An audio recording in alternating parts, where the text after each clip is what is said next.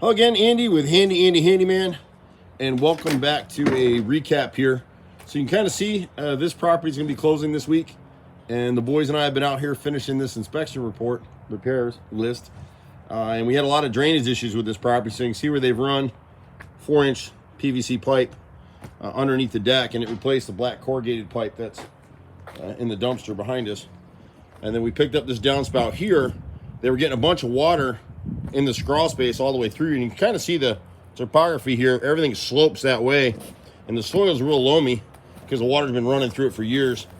So we ran those pipes all the way through underneath the deck. We didn't, no point putting them underground there. And somewhere in there, my brother's put a clean out in it, right about there. So periodically, either us or the homeowner can run a hose down there and just blow it through. Because no matter how you do these things, silt will get in there, debris will get in there.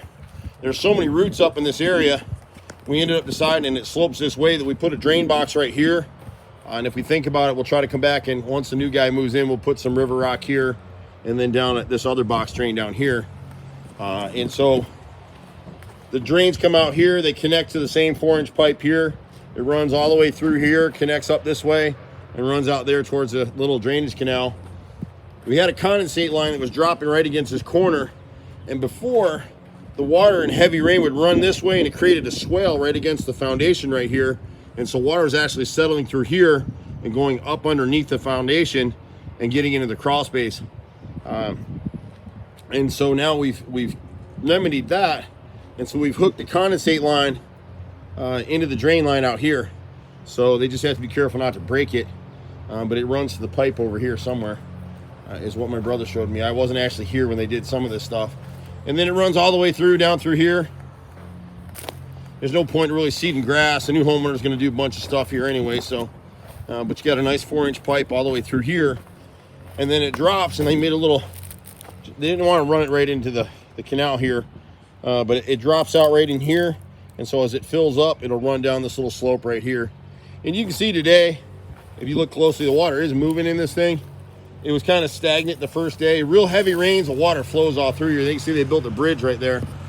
And it's kind of swampy on the other side of the private road up here. So this thing's been draining like this for a lot of years. A lot of the moisture that had gotten into the crawl space was before these homeowners replaced these gutters probably 4 or 5 years ago. They got 6-inch gutters now. They had 4 inches, came with the house.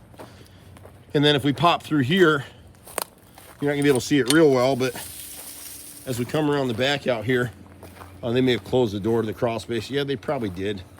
Dang it. I wanted to get in there. Nobody asked me anything anymore, but we'll see if we can pop this open real quick here. And so you can see in there a little bit. My video's not gonna be able to pick it up, but we've run black plastic all the way through the back, and there was a huge void right back in this area, back past this. That's the condensate line. Just past that condensate line, the camera's having a hard reach, and I'm sorry about that.